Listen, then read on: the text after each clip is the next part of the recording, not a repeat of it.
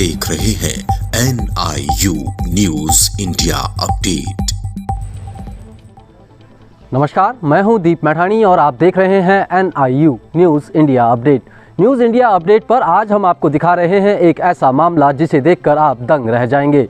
जी हां, उत्तराखंड पुलिस जो कि अपने आप को मित्र पुलिस कहने का दावा करती है, उसी पुलिस की दून पुलिस ने की एक ऐसी बर्बरता जिसे देखकर आप भी हैरान हो जाएंगे। जी हां, गरीब होना कितना बड़ा जुल्म है इस देश में, इससे यही भी बात भी साबित होती है। आइए सीधा दिखाते हैं आपको एक नज़ारा। ये सूजे हुए हाथ बयां कर रहे हैं पुलिस की बर्बरता को। जी हाँ, ये जो तस्वीरों में आप देख रहे हैं, ये हैं बुजुर्गों के साथ बैठे उनके बच्चे और जो करते हैं मजदूरी का काम। आपको बता दें पूरी घटना क्या है। विगत 2 दिन पूर्व संजय कॉलोनी पर एक चोरी की घटना को किसी ने अंजाम दिया, जिसके बाद वहां काम कर रहे मजदूरों को शक के बिना पर बसंत विहार पुलिस चौकी द्वारा उठाया गया और इन लोगों को करीब 4 घंटे तक थाने पर ढंग से रिमांड के रूप में कूटा गया। आप देख सकते हैं इनकी हालात, ये किस तरह इनके हाथ पांव सूजे हुए हैं। क्या रहे थे पुलिस वाले? और क्या पूछ रहे थे आपसे कि आपने चोरी करी कि नहीं करी? जी सर, कह रहे थे चोरी करी, बता दो नहीं तो हम तुम्हें समेक के केस में 10 साल के लिए अंदर डाल देंगे। वो तो खैर पुलिस वालों का तरीका होता है बात करने का, लेकिन जब वो आपको उठा के ले गए तो किसी बिना पे तो ले गए, किसी ने शिकायत तो दर्ज करी होगी आपके नाम की? सर कोई शिकायत नहीं है उसमें, ना कोई रिपोर्ट नहीं। शिकायत किसी ने नहीं करी? नहीं जी, सिर्फ शक के बिना पर? शक के बिना पर लेके गए। कितनी देर रखा आपको थाने में? उन्होंने 4 घंटे तक तो रखा ही है। कौन सी चौकी में रखा था आपको? ये इंदिरा नगर से। इंदिरा नगर चौकी में। जी सर। नाम क्या है आपका? विमल कुमार सोनू। ललित कुमार। आप दोनों को ही लेके थे या कोई और भी था? 2 ही थे। तो आप दोनों ही थे? इस सन्नाटा तक जाना। हाँ? तीसरा भी था। तीसरा लेकिन वो हमारे साथ काम नहीं करता था, वो उसे वैसे ही लेके गए थे। उसको भी मारा पीटा? जी। और ये आज तो आपके हाथ, तो आप बता रहे हैं कि कल आपके हाथ भी सूजे हुए थे? जी सूजे हुए थे, अब उतर गए क्यों टोकर टकार करी इसलिए। अच्छा। काम पे जाने की वजह से मैंने कहा चल। क्या नाम था उन पुलिस वालों का जिन्होंने आपको मारा? एक तो कुलदीप था सर, और एक जतिंदर। इससे पूर्व कोई क्राइम रिकॉर्ड नहीं है आपका? नहीं सर। कोई चोरी चकारी कुछ किसी नहीं। मामले में कोई नाम दर्ज नहीं है? नहीं जी। और आप कौन है? आप इनके ससुर हैं? हाँ आप ही इन्हीं के साथ काम करते हैं? जी, हमारे संग काम कर रहे थे चारों। आपको भी ले गए थे पुलिस वाले की? ना, आपको नहीं ले गए? मना कर दिया था कि ये क्या तो तुम्हारी जरूरत नहीं हो। अच्छा, तुम्हारी जरूरत नहीं है। हाँ, इनको भी मना कर दिया था। आपके साथ ही काम करते हैं? हाँ, साथ में काम करते हैं। तो आपको क्यों ले गए? आपको क्यों ले गए थे? पता नहीं सर, पूछताछ के लिए लेके गए। पूछताछ के लिए लेके गए थे वो। पूछताछ के लिए कौन लेके गया यहाँ से? विमल कुमार। विमल कुमार जी। और थाने में पिटाई जिसने करी उसका नाम कुलदीप? कुलदीप तो दरोगा था। और जतिंदर वो था मारने वाला जो था ना, मारने वाला जतिंदर जी। कुमार। तो देखा आपने कैसे पुलिस ने मात्र शक के बिना पर, बिना किसी आरोप के, बिना किसी रिपोर्ट के, किसी ने इनको नामजद भी नहीं किया, लेकिन पुलिस ने सिर्फ अपने मेडल चमकाने के नाम पर शक के बिना पर इन गरीब मजदूरों को उठाया और उनके साथ बर्बरता की। यहाँ पर हमारे साथ इस समय स्थानीय लोग भी हैं, समाज सेवी लोग हैं जो इनकी आवाज़ को अब उठा रहे हैं, क्योंकि ये जो युवक हैं ये सभी के सब अनुसूचित जाति से आते हैं, जिसके चलते अब ये मामला राजनीतिक तूल भी पकड़ने लगा है और स्थानीय लोग भी अब हमारे साथ जुड़ रहे हैं। आइए आपको सीधे मिला। आप क्षेत्र पंचायत हैं इधर से? नहीं, क्षेत्र पंचायत तो मेरी पत्नी है। अच्छा। मैं इस क्षेत्र का सामाजिक कार्यकर्ता हूँ जी। और ये हमारा क्षेत्र लगता हुआ है। मेरा तो इस संबंध में ये कहना है कि चोरी की घटना तो पुलिस कर नहीं पाई अभी तक, 2-3 दिन हो गए। उल्टा इन गरीब लोगों को, अनुसूचित जाति के लोगों को पुलिस उठा गई। माना कि अगर पूछताछ उन्होंने करनी थी, लेकिन इतनी बर्बरता नहीं करनी चाहिए थी। ये कोई ऐसा, ये तो सीधा सीधा मानव अधिकार के उल्लंघन है और हम इसकी भर्त्सना करते हैं इस बात को। तो इसलिए कोई शिकायत वगैरह कहीं कर रहे हैं आप ऊपर? अभी अगर हमारे जिन लोग पीड़ित परिवार है तो मैं तो उनके साथ हूँ, हमारे तमाम लोग सभी साथ हैं और हम उसकी न्याय की गुहार करेंगे और शिकायत भी करेंगे ऊपर। आप एक युवा समाज सेवी हैं, कैसे देखते हैं इस मामले को? क्यों पुलिस इस तरह की बर्बरता बिना किसी उसके सबूतों के कर रही है? मुझे ऐसा लगता है कि बिना तथ्यों के पुलिस ने जो किया है वो गलत है और मैं इसकी निंदा करता हूं। और हमसे जो भी होगा, अब मैं पीड़ित परिवार के साथ हूं, जहां तक भी ये लोग मैं ये कहेंगे, मैं इनके साथ कंधे से कंधा मिला के खड़ा हूं। आप भी इस मामले पे कुछ कहना चाहेंगे? मैं भी कहना चाहूँगा कि ये जो गरीब बच्चे हैं, अनुसूचित जाति से हैं और इनको जो है न्याय मिलना चाहिए। और ये तो बहुत, आज इनके साथ हुआ, हो सकता है कल दूसरों के साथ हो। कोई कारण भी तो हो इनको उठाने का। आज तक इनको कोई बैकग्राउंड नहीं रहा है कि ये गुंडागर्दी करते हों बच्चे, बस थोड़ा घूमते फिरते हैं। ये तो सभी के बच्चे घूमते हैं, हमारे बच्चे भी घूमते हैं। बाकी इस तरीके से पुलिस को इनको मारना अच्छी बात नहीं है। हम इनके साथ हैं। यहाँ पर स्थानीय पूर्व क्षेत्र पंचायत भी हमारे साथ हैं। भाई साहब, क्या देखते हैं आप इस मामले को, क्यों इतनी बर्बरता की गई इनके साथ? ये बहुत गलत तरीके से इन्हें मारा गया। कोई बिना शक के आधार पर इतना मारना, ये अनुसूचित जाति के लोग हैं, इस तरह मारना गलत है, ये बिना तथ्यों के। जी, तो ये क्या कोई रंजिश वगैरह लगती है? पुलिस ने कोई व्यक्तिगत रंजिश तो नहीं, ये लोग वहाँ काम कर रहे थे, खाली काम करने के आधार पर इन्हें उठाया गया। अनुसूचित जाति के लोग हैं, इन्हें बुरी तरह मारा गया, ये गलत है इस तरह से। आप तो भाई साहब पीड़ितों के साथ रहे शायद पूरा दिन भर। मैं यहाँ का वार्ड मेंबर हूँ और कल सुबह जब इनको उठाने आए थे तो विमल है, पुलिस वाले का नाम, सिपाही है वो, उसने मुझे फ़ोन करा कि काके ललित का घर बता दो कौन सा है। तो मैंने घर बताया, वो यहाँ पर आए। फिर वो एक लड़का दूसरा सन्नाटा, उसके घर पे भी गए। फिर उन्होंने बोला कि हमें इन्हें लेके जाना है। तो उन्होंने एक सोनू जो काम कर रहे थे, तीनों जनों को लेकर गए। तो मैंने बोला कि मैं भी साथ चलता हूँ।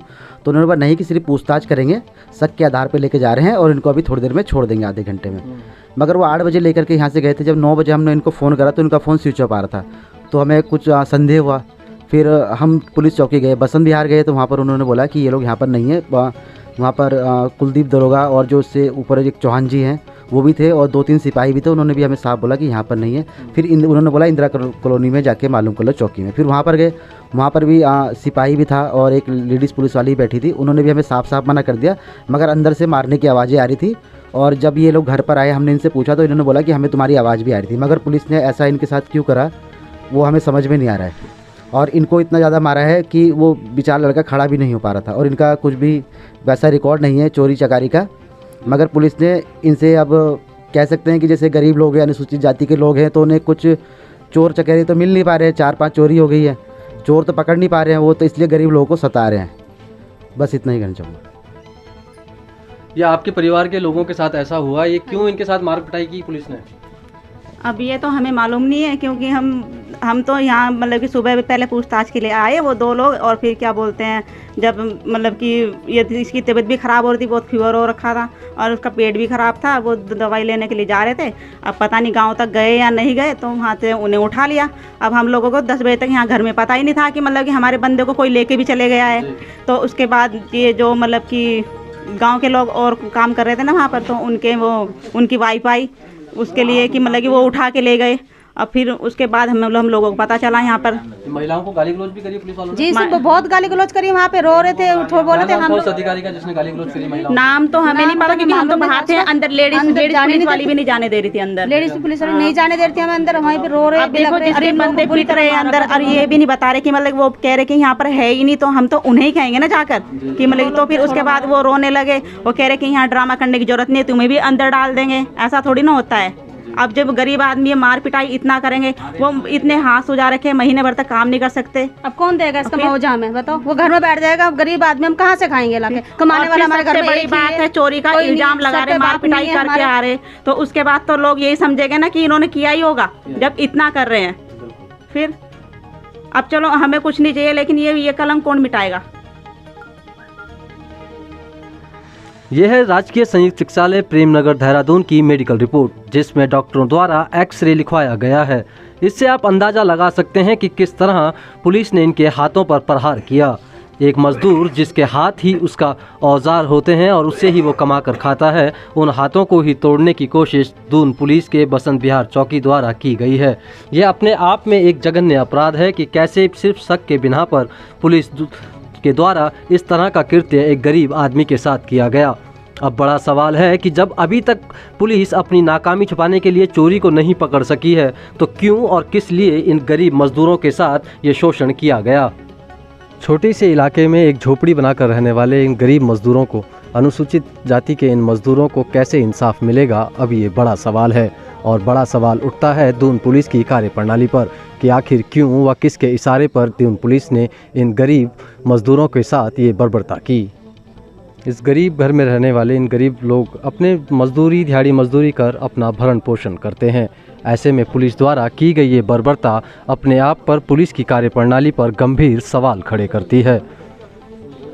घर के जो बड़े जवान लड़के थे उनको ही आज लाचार बना दिया गया है।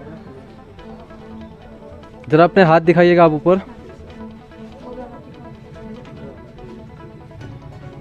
देख सकते हैं आप कि किस तरह से पुलिस ने इतनी बर्बरता करी कि पूरा शरीर सूजा पड़ा है। इससे अंदाज़ा लगा सकते हैं कि दून पुलिस ने कितनी बर्बरता की होगी। इस घटना को बीते अभी 3 दिन बीत चुके हैं। पुलिस अभी तक इस चोरी का पर्दाफाश नहीं कर पाई है। स्थानीय लोगों की माने तो उस इलाके में लगातार 3 से 4 चोरियां और हो चुकी हैं, मगर पुलिस अभी तक किसी भी अपराधी को पकड़ने में नाकाम साबित हुई है। मगर अपनी नाकामी का ठीकरा पुलिस इस तरह गरीब मजदूरों के हाथ पैर तोड़कर अपनी छाती ठोक रही है। ये कहां तक जायज़ है? इसका जवाब दून पुलिस के इस बसंत विहार चौकी को देना ही होगा। साथ ही ये जवाब उत्तराखंड डीजीपी अशोक कुमार को भी देना होगा कि कैसे सिपाही गरीब मजदूरों के ऊपर बर्बरता कर रहे हैं। या आपके पति के साथ मारपीट की गई, क्या चोरी चकारी करते हैं आपके पति? बिल्कुल नहीं, दिहाड़ी मजदूरी करते हैं सर। आप हमारा घर देख लीजिए, चोरी करने वाले क्या ऐसे होते हैं? हम वो करते हैं, दिहाड़ी करते हैं, शाम को पार्ट टाइम जॉब करते हैं। ये क्यों पुलिस ने ऐसा किया, कुछ बताया पुलिस वालों ने? कुछ नहीं बताया है। जिनके यहाँ चोरी का इल्जाम लगा था उनसे भी उन्होंने बोला कि हमने कोई रिपोर्ट में नाम नहीं लिखाई। अच्छा। सिर्फ पूछताछ के लिए लेके गए घर से। घर में तो अच्छे से बात कर रहे थे, उन्होंने कुछ भी ऐसा कोई हिंट नहीं दिया कि हम ले जाके मारेंगे या ऊंची आवाज़ में हमसे बात करी। अच्छे से बात करके लेके गए और आराम से चुप्पे से लेके गए कि क्या नाम है पूछताछ करेंगे। जब हम पुलिस स्टेशन पहुँचे तो वहाँ पे उन्होंने हमें बताया ही नहीं। हमने वहाँ जगह जगह पुलिस वालों से पूछताछ करी तो उन्होंने बोला कि कोई यहाँ पे कोई पुलिस भी किसी बंदे को नहीं लेके आ रखी। उन्होंने बोला यहाँ कोई नहीं है, चाहे तुम देख लो। हमने वहाँ भी पूछा, जहाँ पे इन्हें बंद कर रखा था वहाँ भी गए, वहाँ भी पुलिस वालों ने हमें भगा दिया कि यहाँ कोई नहीं आ रखा है। काम पे तो जा नहीं पा रहे होंगे कहीं? बिल्कुल नहीं, उनका हाथ सूजा है तो कैसे जाएंगे काम में? कमाने वाले यही हैं? कमाने वाले हमारे यही हैं। मेरा एक लड़का बल्कि ऐसी है, दिमाग से थोड़ा सा पड़ा रहता है वो, और हाथ पैर नहीं चला पाता है। 2 बच्चे मेरे हैं छोटे, एक उससे भी ज़्यादा छोटा है। तो एक ही इंसान हमारे कहना है। सास ससुर मेरे हैं नहीं, मम्मी पापा के साथ हम रहते हैं। घर हमारा नहीं है, हम अपने मम्मी पापा के साथ रहते हैं। हमारा ससुराल नहीं है, ये मई का है, तो हमारे पास अपना घर भी नहीं है। एक ही मजदूर है, वही काम करने वाला। वही काम नहीं करेंगे तो क्या खाएंगे? और हमारे पापा भी मजदूरी ही करते हैं। मम्मी भी झाड़ू पोछा करनी जाती है। मेरी मम्मी की इतनी तबीयत ख़राब थी, वो हमारे साथ गई। मेरी मम्मी ने जब वहाँ रोना पीटना शुरू करा, वो रोने लगी बहुत, तो पुलिस वाले बल्कि हमें बोलने लगे कि तुम लोग तो चोर बच्चे पैदा करते हो। तो मेरी मम्मी वही रोने लगी कि चोर होते तो हम ऐसे मजदूरी करते। आप हमारी हालात देख लो, हमारा घर देख लो, हमारे घर में तलाशी ले लो। अगर हम चोर हैं तो ऐसे चोरी छुप के क्यों लेके आए? कह रहे यहाँ कोई बच्चे नहीं, हमें भगा दिया, वहाँ से पुलिस स्टेशन से निकाल दिया। हम बाहर रोड पे बैठे। पुलिस वालों ने बताया? हाँ जी, बस यही बोला कि चोर 4 हैं और भगाओ। और लेडीज़ पुलिस थी, उन्होंने हमें वहाँ से भगा दिया, हाथ पकड़ के निकाल दिया। हाँ, और ये कह रहे कि अगर ज़्यादा फैलोगे तो हम तुम्हें अंदर डाल देंगे।